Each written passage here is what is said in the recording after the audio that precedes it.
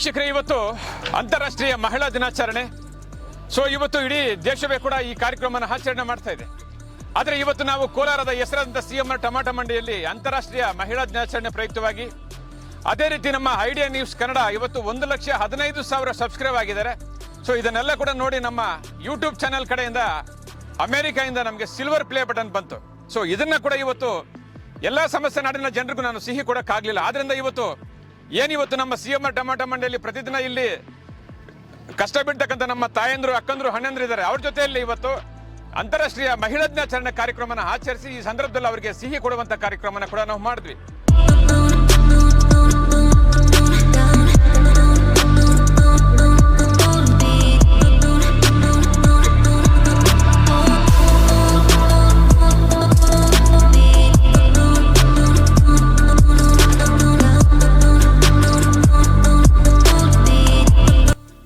ಏನ್ ವಿಶೇಷ ಅಂದ್ರೆ ಇವತ್ತು 1,15,000 ಸಬ್ಸ್ಕ್ರೈಬ್ ಮಾಡಿದ್ದಾರೆ ನಮ್ಮ ರೈತರು, ನಮ್ಮ ಯುವಕರು, ಯುವ ಮಿತ್ರರು ಎಲ್ಲರೂ ಕೂಡ ಸೇರಿ. ಎಲ್ರಿಗೂ ನಾನು ಸಿಹಿಯನ್ನ ಕೊಡಕ್ಕೆ ಆಗ್ಲಿಲ್ಲ.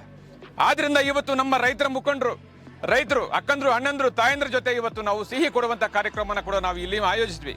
ಅದೇ ರೀತಿ ಇವತ್ತು ಈ ಕಾರ್ಯಕ್ರಮನ ಆಯೋಜನೆ ಮಾಡ್ತಕ್ಕಂಥ ನಮ್ಮ ಕೋಲಾರದ ಹೆಸರಾಂತ ಸಿಎಂಆರ್ ಮಂಡಿ ಮಾಲೀಕರಂತ ಶ್ರೀಯುತ ಶ್ರೀನಾಥಣ್ಣ ಹಾಗೂ ಹರೀಶ್ ಅಣ್ಣ ಅವರ ತಂಡ ಇವತ್ತು ಈ ಕಾರ್ಯಕ್ರಮನ ಬಹಳ ಅದ್ದೂರಿಯಾಗಿ ಆಯೋಜನೆ ಮಾಡಿದ್ವಿ.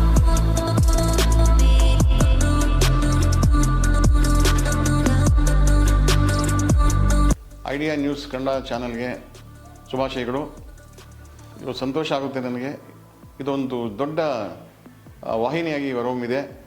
ಇದೊಂದು ದೊಡ್ಡ ಅಚೀವ್ಮೆಂಟ್ ಅಂತ ನಾನು ಅಂದ್ಕೊಂಡಿದ್ದೀನಿ. ನಾನು ಗಮನಿಸಿದ್ದೇನೆಂದರೆ ಫ್ಲ್ಯಾಶ್ ನ್ಯೂಸ್ ಇಮ್ಮಿಡಿಯೇಟ್ ಇವತ್ತೇ ಬರುತ್ತೆ.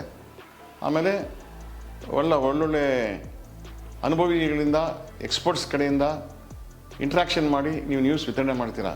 ಅದು ಭಾಳ ಇಷ್ಟ ಆಯಿತು ನನಗೆ. ನಾನು ಗಮನಿಸ್ತಾ ಇದ್ದೀನಿ, ಕೇಳಿದ್ದೀನಿ. ಸತ್ಯ ಹೆಂಗಿದೆ, ಸತ್ಯ ಇದ್ದಂಗೆ ನೇರ ದಿಟ್ಟ ನಿರಂತರವಾಗಿ ನೀವು ಚಾನಲ್ನ ನಡೆಸ್ತಾ ಇದ್ದೀರಿ. ಒಂದು ಧೈರ್ಯ ಬೇಕಾದಕ್ಕೆ, ಇರೋದು ಇದ್ದಂಗೆ ಹೇಳ್ತಾ ಇದ್ದೀರಾ. ಇನ್ನೇನು ಅದರಲ್ಲೇನು ಮುಚ್ಚು ಮರೆ ಇಲ್ಲ. ಸೊ ನಿಮಗೆ ಚಾನಲ್ ಇನ್ನೂ ಮುಂದುವರಿಲಿ, ಹೆಚ್ಚೆಚ್ಚಿಗೆ ಸಬ್ಸ್ಕ್ರೈಬರ್ಸ್ ಬರಲಿ, ಆಮೇಲೆ ಜನಗಳಿಗೆ ಒಳ್ಳೊಳ್ಳೆ ಸುದ್ದಿ ಪ್ರಸಾರ ಮಾಡಬೇಕು ಅಂತ ನನ್ನ ಒಂದು ಕೋರಿಕೆ. ನಿಮ್ಗೆ ಯಶಸ್ವಿ ಸಿಗಲಿ, ಮುಂದಿನ ದಿನಗಳಲ್ಲಿ ನಿಮ್ಮ ಚಾನಲ್ಲು ಚೆನ್ನಾಗಿ ಪ್ರಗತಿ ಆಗಲಿ ಅಂತ ಹೇಳ್ತಾ ನಾನು ಆಶಿಸಿ ನಾನು ಮಾತು ಮುಗಿಸ್ತೀನಿ. ಐಡಿಯಾ ನ್ಯೂಸ್ ಕನ್ನಡ ತುಂಬ ಉತ್ತಮವಾಗಿ ಎಲ್ಲ ವೀಕ್ಷಕರ ಮನಸ್ಸನ್ನು ಗೆದ್ದಿರೋದ್ರಿಂದ, ಅದರ ಜೊತೆಗೆ ಎಲ್ಲ ವೀಕ್ಷಕರ ಆಶೀರ್ವಾದ ಇನ್ನೂ ಬೇಕಂತ ಹೇಳ್ಬಿಟ್ಟು ಆ ಭಗವಂತನಲ್ಲಿ ಕೋರ್ಕೊಂಡು ನಾವು ಇಲ್ಲಿದ್ದೀವಿ.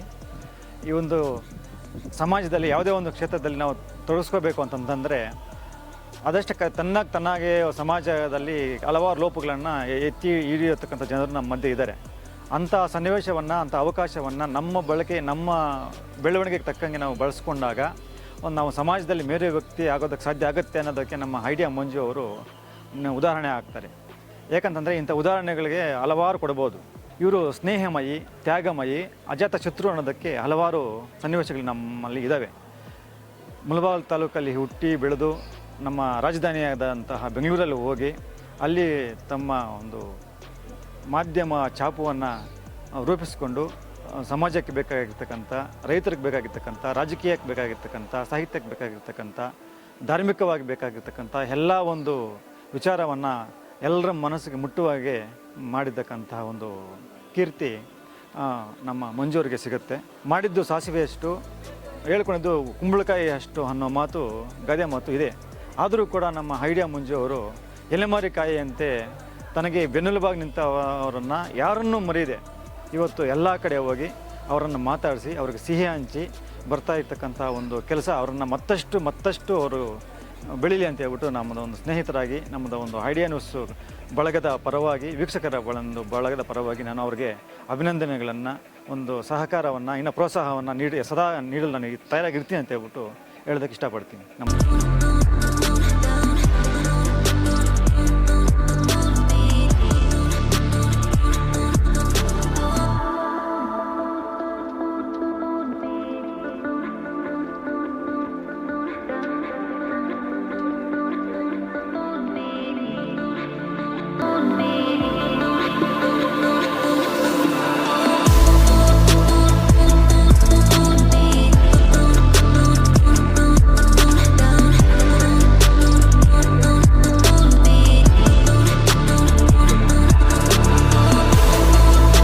ನಮಸ್ತೆ ಎಲ್ಲ ನನ್ನ ಪ್ರೀತಿಯ ಕನ್ನಡಾಭಿಮಾನಿಗಳಿಗೆ, ಕಲಾಭಿಮಾನಿಗಳಿಗೆ ನಿಮ್ಮ ಪ್ರೀತಿಯ ಶಿವಾರ ಉಮೇಶ್ ಮಾಡೋ ನಮಸ್ಕಾರಗಳು. ಎಲ್ಲ ಕಲಾಭಿಮಾನಿಗಳು, ಕನ್ನಡಾಭಿಮಾನಿಗಳು ಈ ಐಡಿಯಾ ನ್ಯೂಸ್ ಚಾನಲ್ನ ಸಬ್ಸ್ಕ್ರೈಬ್ ಮಾಡ್ಕೊಳ್ಳಿ, ಬೆಂಬಲಿಸಿ, ಆಶೀರ್ವದಿಸಿ, ಆನಂದಿಸಿ, ವಿವೇಚಿಸಿ, ವಿಚಾರಿಸಿ.